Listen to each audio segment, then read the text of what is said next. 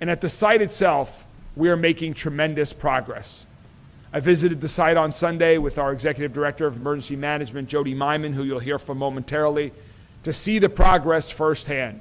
And it's truly incredible that the work that is going on every day, 7 days a week at the site to continue to gather the remains as necessary with the NTSB investigation, and also to focus on getting businesses back in to their place of businesses, to getting employees back to work as quick as possible.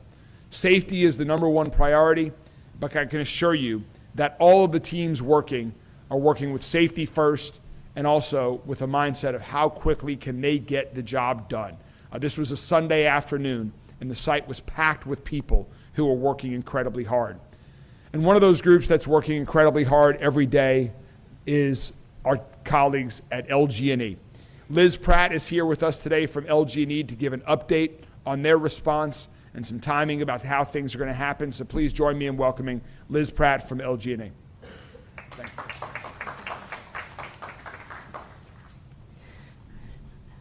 Good morning, and thank you, Mayor Greenberg. So as Mayor Greenberg said, our crews and business partners have made significant progress in the last week repairing our damaged electric and gas infrastructure. We have replaced the natural gas line and service lines along Grade Lane. We are now closely coordinating with Louisville Metro Emergency Services and responding agencies on site to determine when customers can safely access their properties.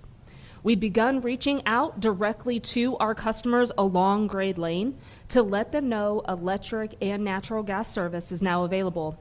Again, though, this will be a closely coordinated process for customers to schedule a time to safely visit their properties. At that time, we will perform additional testing and begin restoring natural gas service at their locations. There may be circumstances where, due to damages, a customer may have to have repairs made by a certified professional before their service can be restored. As we wrap up work along Grade Lane, our gas crews and business partners are now replacing the gas lines along Melton and Knopp Avenues. On the electric side, our crews continue working to get service restored for customers along Melton Avenue. As cleanup efforts progress, we'll continue shifting the remaining affected areas along Knopp and Able Avenues. Again, we appreciate our customers' continued patience, and we're working to make every effort to restore service safely and as quickly as possible. Thank you. Thank you very much, Liz. Now to give a general update on everything that's going on at the site in addition to the LG&E work, please join me in welcoming Jody Myman, who's the Director of our Emergency Management Agencies at Louisville Metro Government. Thank you, Mayor. Yeah, so, my hat's off to LG&E. You just heard the update there. I mean, when they first started to evaluate the scene, it was, they had let us know it could be a lot more time, and the effort that they put into it, they've become they've been a great partner, and they're really ahead of schedule. I've mentioned before that we have a phased approach with this. We've got 3 phases to try to get businesses that are affected back into their locations, and we're happy to say that phase 1 to business owners and their customers is going to be open tomorrow, and that's from Don Hudson Boulevard south to the outer loop. So we're going to open that up. We're going to move our security checkpoint back. There's going to be signage, but again, it is for businesses and their customers only, and they are again working with LG&E to get gas restored to that location. Phase 2 are the businesses that are north of Don Hudson to Crittenden Drive on Grade Lane, and they're being reached to by LG&E to get their gas services, and then that'll be a phased approach to get those businesses. Some of them are already in there working with their employees, but that'll be a phased approach again to get them in with escorted privileges so that they can begin work. And then our phase 3 again is the site, Melton Avenue and Knopp Avenue and Able and Hawkins, where it's directly surrounding the aircraft site itself.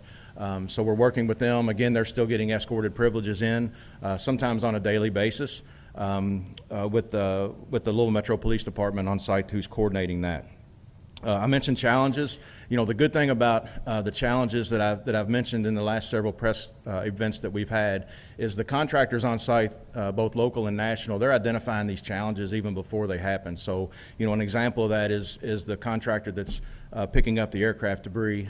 They're getting into a location where there's a lot more of it, and they're bringing in extra personnel so that they can overcome and it doesn't slow them down. Obviously, the weather has affected it, but like the mayor said, you know, there's hundreds of contractors that are on site working daily to get these businesses back in. The Community Resource Center will be closed on Thursday and Friday. This week, the hotline that you can call still will have a recorded message that can take people. We want businesses to still continue to fill out smart sheets and give information about your specific needs to your business so that we can identify that and potentially help you out getting into those locations. And then one of the biggest things, especially to the businesses, is rumor control. We've heard several dates and months and how long this is going to be. You know, I want to reiterate, don't listen unless you hear it come from us. Don't believe anything you hear out there as far as the time period that this is going to take. You know, we have operational period meetings every Monday on, we talk about the goals and objectives that have been accomplished over the last 7 days, and then all the agencies that are a part of this are coming in with their goals and objectives for the next 7 days, and this is changing on a weekly basis to the good because so many contractors are ahead of schedule, and like I said, they're throwing as many resources as they can. So again, that's the update from the site, and we'll continue to do this on a weekly basis. Thank you, Mayor. We'll stay up here for questions, maybe. Before we go on to the rest of the press conference this morning, why don't we stop there and take any questions that the media might have specifically related to the crash site and the things that Jody and Liz and I just mentioned, if there are any. Yeah, Addie. Jody, with your discussion on timeline, do you have the updated timeline after yesterday's meeting? We don't, and like I said, I don't want to say a timeline because, you know, I don't want to be held to that, and things are happening so quickly. They're changing so much. Again, they're still experiencing some challenges, but we expect as time goes on, the resources that are thrown together, that those time periods are going to start to crunch down together. Like I said, we didn't expect to have Don Hudson South open this quick. So, you know, the work that's been going on by all of our partners has been phenomenal. What about the environmental cleanup? Are you still having to like pressure wash all the vehicles or dumping sand and stuff like that? Yeah, I appreciate the question because that's one thing that's keeping on the phase 2 is some of those buildings are still being cleaned off by the contractors. So environmental cleanup is ongoing, with the entire site, but by several contractors that are on site. There may be nothing on the building. They're just making sure that there's no residual from smoke, from particulate that may have settled down during the fire. There is some oil that got to some of the buildings and was on some of the bottom parts of the building, but they're just making sure that there's no remnants of anything before they release it back to the business owners. When do you think the people will be allowed to take cars, cameras on roads and get back into that site? I have no time frame for that. We heard earlier, I think last week, with some sampling along the street for contamination. Have you gotten any of those results back yet? That would be better for MSD, and I don't have those specifics with me right now. Thank you, sir. Plan for helping out these businesses who are losing out right now? So there's a lot that the question was about. What are we doing to help the businesses? Every business is in a unique situation, and that's what the Community Resource Center is for. That's what the Small Business Association people on the ground are for, to help figure out exactly what they need. If there are opportunities where we can bring them in when the trucks are not working, we're going to try to provide that, assuming that it's safe, that they have power and electric and gas into their facilities. They have insurance. They're signing up with UPS if they have other claims for damages and impacts. So we're trying to work with everyone on a case-by-case basis to help out as best we can. And different businesses are impacted differently. You heard some will be able to get back in once the road opens on Grade Lane south of Don Hudson. Others are still waiting, and there's some right there in the middle of the crash site where it's going to be the longest before that area is reopened. Do you think that it's appropriate to rebuild in that area, that we should have an industrial area at the end of that window? There's nothing I'm aware of at this point that would say it's not an appropriate place to rebuild. Of course, we're going to continue to rely on the FAA and other authorities for guidance on that, but this was a very tragic and unique situation, and we're not aware of any reason why we should not rebuild.